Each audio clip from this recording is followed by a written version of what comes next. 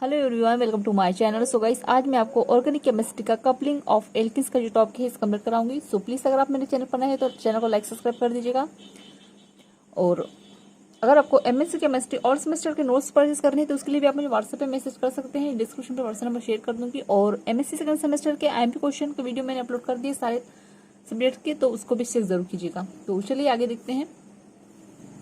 तो सबसे पहले क्या है, इसकी रिएक्शन दी गई है, ठीक है। तो इसकी रिएक्शन क्या है वो हम देख लेते हैं। तो सबसे पहले हमारे पास क्या है, 2R सिंगल बॉन्ड कार्बन के साथ और कार्बन के साथ ट्रिपल बॉन्ड जुड़ा हुआ है CH के साथ, ठीक है। और इसमें फिर पिरिडिन की प्रेजेंट में हमें रिएक्शन प्राप्त होगी। तो यहाँ पर देखिएगा जैसे कि सामने में 2 लिखा हुआ है, तो ये जितने भी चीजें हैं इसको हम आप क्या कर सकते हैं, 2 बार लिख सकते हैं। मतलब इसका बैलेंस किस तरह से होगा, तो देखिएगा ये R हमने यहाँ पर एक ले लिया, यहाँ का सिंगल बॉन्ड लिया, डबल बॉन्ड लिया CH। तो CH को हम इस तरह से लिख सकते हैं, C डबल और bond single bond, C triple bond, C और single bond R plus 2H minus X, ठीक है। मतलब यहाँ पर क्या मान लीजिए कि यहाँ का एक कार्बन, यहाँ का एक कार्बन, यहाँ का एक कार्बन, 3 कार्बन यहाँ पर ऐड हो गई, ये R यहाँ का ऐड हो गया यहाँ पर, ठीक है। क्योंकि 2 R है तो ये एक R हमने यहाँ पर ले लिया, एक R हमने यहाँ पर ले लिया, ठीक है।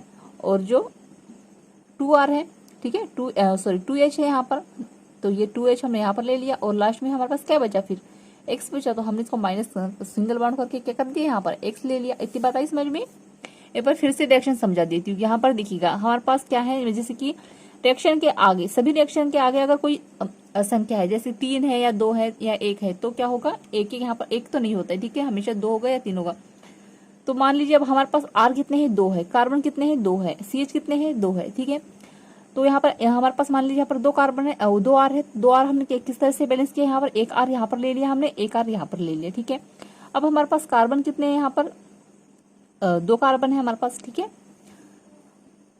और यहाँ पर 2 कार्बन यहाँ के हो गए, ठीक है, और एक CH हो गया यहाँ पर और एक यहाँ का। तो हमारे पास टोटल कितने कार्बन है, 1 2 3 4। तो यहाँ पर देखिएगा 1 2 3 4 कार्बन यहाँ पर ऐड हो गए हमारे पास। और R हमने 1 ले लिया, 1 R यहाँ पर ले लिया था, ठीक है, CH के साथ।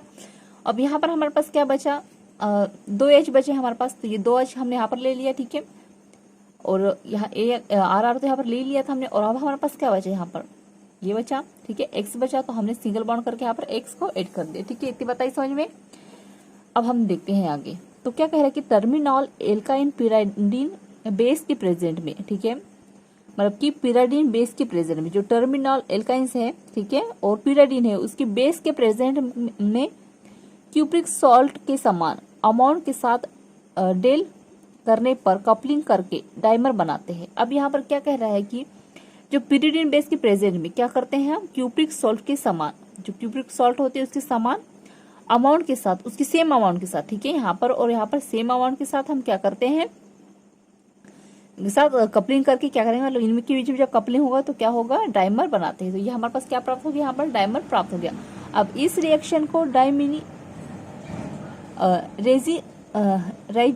डाइमिनिराइजेशन एंड एल्किन्स कहते हैं। अब इस रिएक्शन को हम क्या कहेंगे, इस रिएक्शन को हम क्या कहेंगे, जो ये हो रही है इसको हम कहेंगे डाइमिराइजेशन, ठीक है, डाइमिराइजेशन एंड एल्किन्स कहते हैं, ठीक है। यह रिएक्शन जब सिमेट्रिकल डाइज प्रोड्यूस होते हैं तो रिएक्शन एजिलिनेशन रिएक्शन कहते हैं। अब एल्किन्स के कपलिंग के एनोदर मैकेनिज्म के Cu+1 क्यूप्रस सॉल्ट के कैटलिस्ट अमाउंट यूज किया जाता है।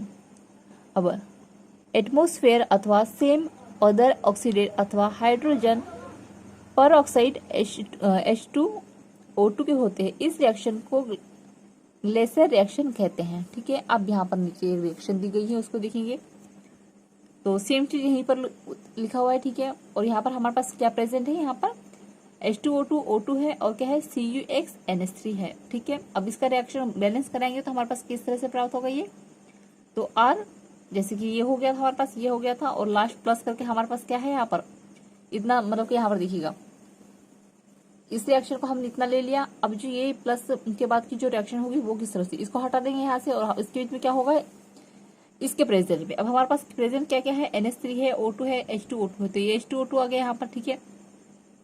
ये 2:2 आ गए, ठीक है, क्योंकि ये पूरा एक साथ होगा ना, मतलब कि हम किसी भी चीज में यहाँ पर 2 लिखा है तो किसी भी चीज को, मतलब CH को हम 2 बार लिख सकते हैं, NH3 को 2 बार लिख सकते हैं, O2 को, तो इस तरह से। तो देखिए यहाँ पर देखिएगा H2O को भी हम 2 बार लिख सकते हैं, ठीक है, H2O2 को भी हम 2 बार लिख सकते हैं, ठीक है। तो इस तरह से ये क्या हुआ, ये बैलेंस हो गया। अब आगे इसका मैकेनिज्म देखेंगे, तो मैकेनिज्म किस तरह से दिया गया। तो फर्स्ट मैकेनिज्म देखिए, तो हमारे पास क्या है, फर्स्ट में R single bond carbon, triple bond carbon, single bond hydrogen plus benzene के साथ N जुड़ा हुआ है।